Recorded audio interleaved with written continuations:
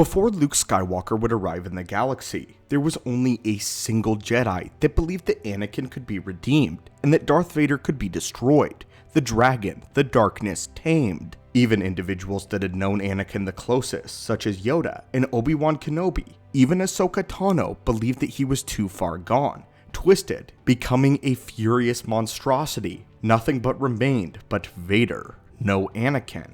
There was only one Jedi that believed that Anakin could be brought back, and that Jedi was Qui-Gon Jinn. Luke and Qui-Gon had a lot in common, two of the only Jedi in the lore that believed that Anakin could be redeemed up until the very end when he would be. Not even Obi-Wan and Yoda believed this to be possible whatsoever, imploring Luke to kill his father the second that he got the chance, not even attempting to reach out to him.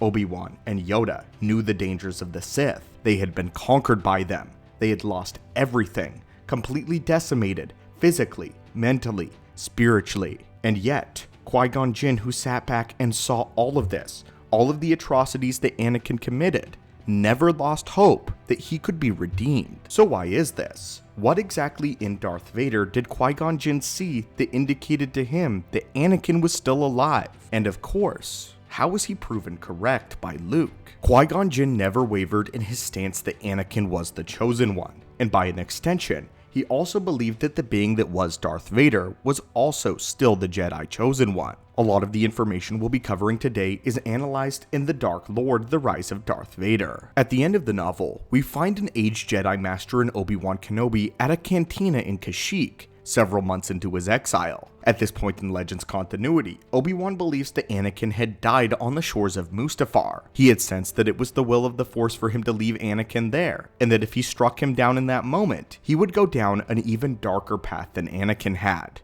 That is why Obi-Wan had left. But past that point, Obi-Wan could sense nothing, no Anakin within the Force, only a deep darkness that Obi-Wan was convinced was now the Sith-ruled galaxy. That was until the holo monitor turned on and there was news about the Battle of Kashyyyk and the arrival of a terrifying Imperial enforcer clad in black armor. Kenobi knew instantly and was thrown into a fear, a terror at what Anakin had become and how he had failed. He then is filled with even more fear, believing that Vader will look for him on Tatooine, and that not only will Vader arrive and kill him, but find Luke as well. Kenobi believes that he has made a terrible mistake. He also questions whether or not he should have saved Anakin after cutting off his limbs. If he could have nursed Anakin back to health, would he be saved? Or did Kenobi drive him further into the clutches of Sidious? He even considers for a moment going and getting Luke from Owen and Beru and fleeing to an Outer Rim world. And then he hears the voice of Qui-Gon Jinn. Obi-Wan then asks his Jedi Master, is it really Anakin? Is this Darth Vader the boy that he trained? And this is where Qui-Gon Jinn says something exceptionally important and interesting, where many other Jedi such as Yoda and even Obi-Wan himself would later state that Darth Vader killed Anakin Skywalker, murdered that identity, the proud, powerful Jedi that was a good man. Qui-Gon Jinn chooses his words much more carefully. He says that it is Anakin, that Vader and Anakin are one, but that Anakin is chained deep within the darkness of Vader, but still very much alive, imprisoned by his own sins. But Anakin and Vader are one, and Anakin is importantly alive. He also told Obi-Wan that he was right not to strike down Anakin on the shores of Mustafar, that he was right to listen to the will of the Force, and that the Force itself still had plans for the now Sith.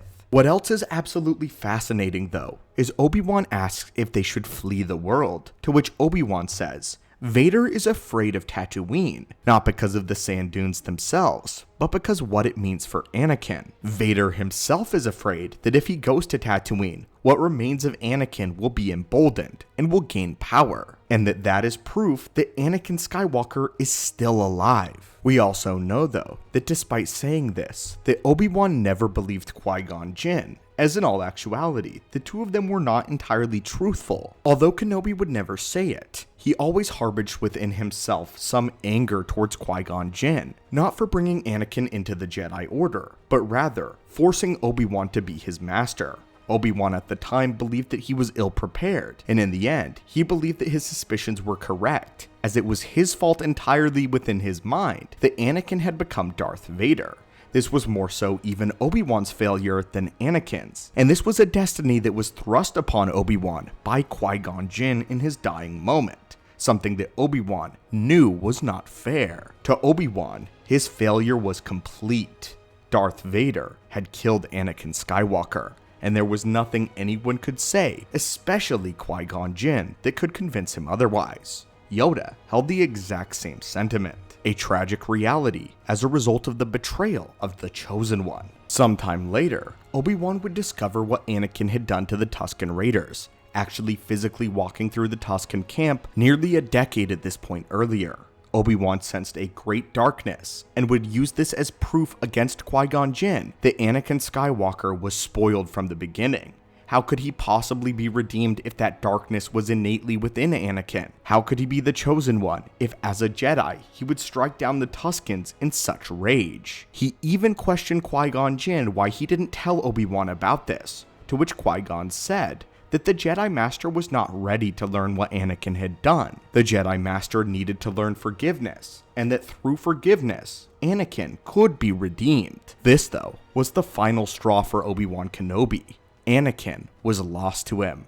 It was only Vader. But Qui-Gon related in a way to Anakin that no one else really could. He saw the struggles that came with being the Jedi Chosen One, the struggles of being manipulated from the Sith from the very beginning, and the struggles of living in an order in a society where nobody trusted you. Such great expectations were thrust upon this young man, the same way that his training was thrust upon Obi-Wan. In the same way that Qui-Gon Jinn pitied his decision to force Obi-Wan to train Anakin, Qui-Gon Jinn pitied the fate of Anakin Skywalker and the great duty of being the Chosen One. He empathized with everything that Anakin had done, and sensed that the boy to his core was still good. This is the same hope that Luke Skywalker would later share. But something that we must note here is that Qui-Gon Jinn's view and perception of the Force is now much grander once he has transcended the physical plane. Although he likely doesn't know the exact outcome of events, his profound trust in the Force is made even greater by now being a part of it.